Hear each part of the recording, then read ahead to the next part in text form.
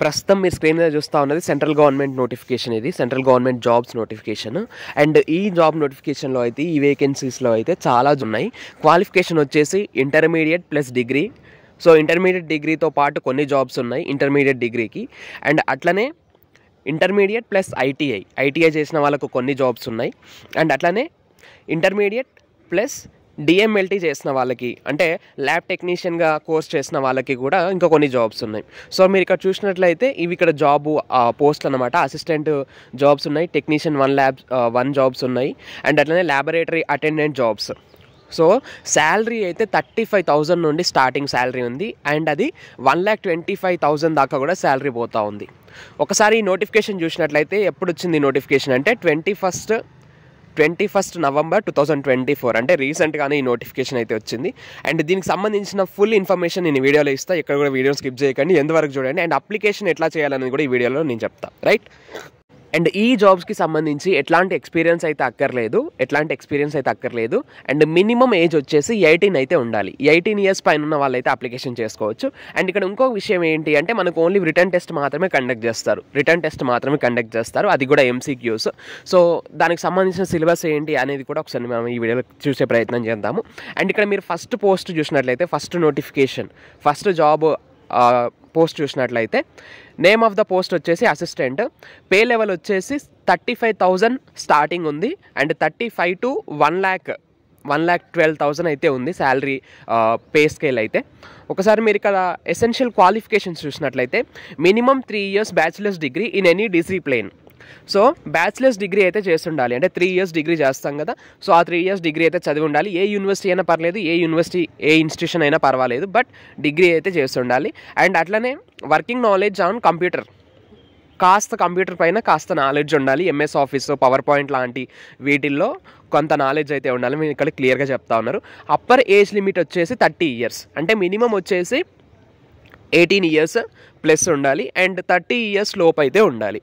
Okay, so ఇది first పోస్ట్కి సంబంధించిన ఎలిజిబిలిటీ క్రైటీరియా. ఇక సెకండ్ పోస్ట్కి వచ్చేస్తే టెక్నీషియన్ 1 అన్నమాట.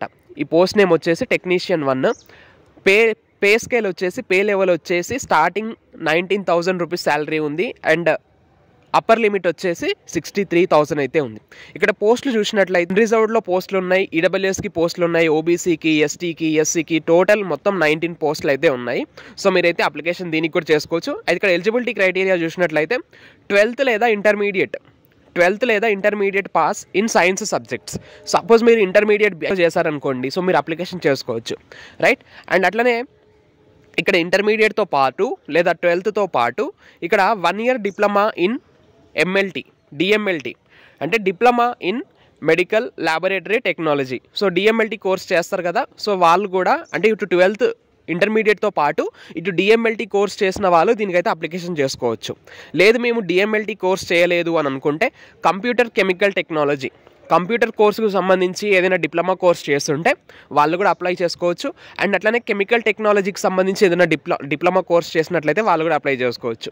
లేదు ఇవన్నీ చేయలేదు మేము అనుకుంటే industrial safety from a government recognised institution. So industrial safety course ఏదైనా మీరు చేస్తుంటే సో వాళ్ళు కూడా ఈ కోర్స్కి అయితే ఈ జాబ్కి అయితే, ఈ పోస్ట్కి అయితే అప్లై చేసుకోవచ్చు.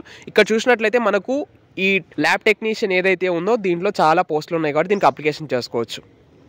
అండ్ ఇక్కడ చూసినట్లయితే ల్యాబ్ అటెండెంట్ 1 ఇది ఇంకొక పోస్ట్. ఇది ల్యాబ్ అటెండెంట్ 1. ఇది పే స్కేల్ వచ్చేసి స్టార్టింగ్ 18,000 ఉంది. అండ్ అప్పర్ లిమిట్ వచ్చేసి 56,000 అయితే ఉంది.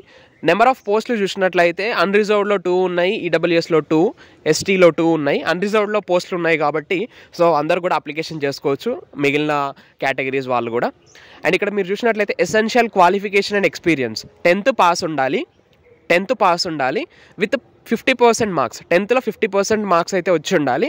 అండ్ ఇక్కడ చూసినట్లయితే 1 year working experience in a government recognised or approved registered laboratory or ITI in respective field. So మీరు ఐటీఐలో కానీ లేదంటే గవర్నమెంట్ రికగ్నైజ్డ్ ల్యాబ్లో కానీ ఎంతో కొంత వర్క్ చేసి ఉండాలి, ఒక 1 year ఎక్స్పీరియన్స్ ఉండాలని వీళ్ళు చెప్తా ఉన్నారు. ఇది 25 years అప్పర్ లిమిట్ అన్నమాట. అప్పర్ ఏజ్ లిమిట్ వచ్చేసి 25 years కింద ఉన్న వాళ్ళైతే అప్లికేషన్ అయితే చేసుకోవచ్చు. ఓకే, ఇవి పోస్టులు ఇంతవరకు చూసినవి. అండ్ అట్లనే ఇప్పుడు ఎగ్జామ్కి సంబంధించి అంటే ఆన్లైన్ టెస్ట్ ఉంటుంది ఇది. సో ఈ ఆన్లైన్ టెస్ట్ సిలబస్ ఏంటి, అప్లికేషన్ ఎట్లా చేయాలి ఎగ్జామినేషన్ కోసము, అండ్ ఇదంతా కూడా ఒకసారి మనం ఇప్పుడు క్లియర్గా చూసే ప్రయత్నం చేద్దాము. ఇక్కడ నోట్ చూసినట్లయితే qualifying marks for return test shall be 50%. So 50% marks వస్తే చాలు రిటర్న్ టెస్ట్లో. అన్రిజర్వ్డ్కి, ఓబీసీకి, ఈడబ్ల్యూఎస్ వాళ్ళకి ఓన్లీ 50% మార్క్స్ వస్తే చాలు రిటర్న్ టెస్ట్లో. అండ్ ఎస్సీ, ఎస్టీ, పీడబ్ల్యూడి వాళ్ళకైతే 40% మార్క్స్ వస్తే చాలు. సో ఇదన్నమాట, సింపుల్గా ఉంది ఇక్కడ. ఇది online test, CBT, computer based test. ఇప్పుడు మనం అప్లికేషన్ ప్రాసెస్ చూద్దాము, అండ్ అట్లనే ఎగ్జామ్కి సంబంధించిన సిలబస్ ఏంటి అనేది కూడా క్లియర్గా చూద్దాము. అండ్ ఇక్కడ ఇంతవరకు మన ఛానల్ని కనుక సబ్స్క్రైబ్ చేసుకున్నట్లయితే, సబ్స్క్రైబ్ చేసుకోకుండా చూస్తున్న వాళ్ళు ఉన్నట్లయితే ఖచ్చితంగా సబ్స్క్రైబ్ చేసుకోండి. అండ్ బెల్ బటన్ని యాక్టివేట్ చేసుకోండి. మీరు బెల్ బటన్ పైన నొక్కగానే మీకు ఆల్ అని వస్తుంది, పర్సనలైజ్డ్ వస్తుంది, నన్ను అని వస్తుంది. సో మీరు ఆల్ క్లిక్ చేస్తే మీకు అన్ని నోటిఫికేషన్స్ నా నుండి అయితే వస్తాయి, రైట్. ఇక అప్లికేషన్ ప్రాసెస్ చూసినట్లయితే ఇక్కడ మీరు సైట్లోకి కిందికి వస్తే, అంటే ఇప్పుడు నేను ఈ సైట్కి సంబంధించిన లింక్ అయితే మీకు కింద డిస్క్రిప్షన్లో ఇస్తాను, డిస్క్రిప్షన్ బాక్స్లో ఇస్తాను. అండ్ అట్లనే మన కామెంట్ సెక్షన్లో కూడా ఫస్ట్ కమెంట్లో పిన్ చేసి పెడతాను. సో మీరు అక్కడ నుండి అయితే మీరైతే అప్లికేషన్ చేసుకోవచ్చు. ఆ లింక్ పైన క్లిక్ చేస్తే మిమ్మల్ని సైట్లోకి తీసుకొస్తుంది. అండ్ చాలామంది అడుగుతున్న విషయం ఏంటి అంటే, మీరు ఇస్తున్న జాబ్స్ ఫేకా రియలా అని చెప్పేసి అడుగుతా ఉన్నారు.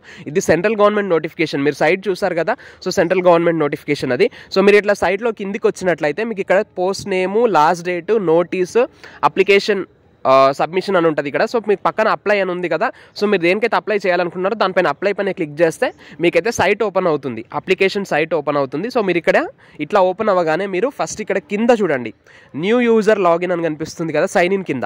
సో దానిపైన క్లిక్ చేస్తే మీరైతే రిజిస్ట్రేషన్ చేసుకోవచ్చు, ఎగ్జామ్కి సంబంధించి రిజిస్ట్రేషన్ చేసుకోవచ్చు. సో ఇట్లా కొత్త ఇంటర్ఫేస్ ఓపెన్ అవుతుంది. మీరు ఇక్కడ email ID and mobile number ఇచ్చి లాగిన్ అవ్వాలి. ఓకే, ఈమెయిల్ ఐడి చూడండి, ఈమెయిల్ ఐడి ఇక్కడ చూడండి, mobile and email will not be changed after registration. Once మీరు రిజిస్ట్రేషన్ చేసుకున్న తర్వాత ఈమెయిల్ కావచ్చు, మొబైల్ నెంబర్ కావచ్చు చేంజ్ చేయలేరు. కాబట్టి ఫస్టే మంచి ఈమెయిల్ నెంబర్, అంటే వర్కింగ్లో ఉన్న, వర్కింగ్ కండిషన్లో ఉన్న email number and mobile number అయితే, email ID and mobile number అయితే ఇచ్చేసి మీరైతే క్లిక్ హియర్ టు రిజిస్టర్ అని నొక్కాలి. నొక్కిన తర్వాత మీకైతే అప్లికేషన్ ఫామ్ అయితే ఓపెన్ అవుతుంది. అక్కడ నుంచి మీరైతే అప్లై చేసుకోవచ్చు. సో మొత్తానికి ఇదన్నమాట విషయము. ఇట్లాంటి జాబ్ నోటిఫికేషన్స్, ఇంకా మంచి సెంట్రల్ గవర్నమెంట్ జాబ్ నోటిఫికేషన్స్ కావచ్చు, state government job notifications, and అట్లనే వర్క్ ఫ్రమ్ హోమ్ జాబ్స్ కూడా మన ఛానల్లో అయితే నేను అప్లోడ్ చేస్తూనే ఉన్నా. అండ్ ఇట్లాంటి వీడియోస్ కోసం మన ఛానల్ని ఇంతవరకు సబ్స్క్రైబ్ చేసుకున్నట్లయితే సబ్స్క్రైబ్ చేసుకోండి, right. That's all for now. Thanks for watching. Stay tuned to our channel Science feeds.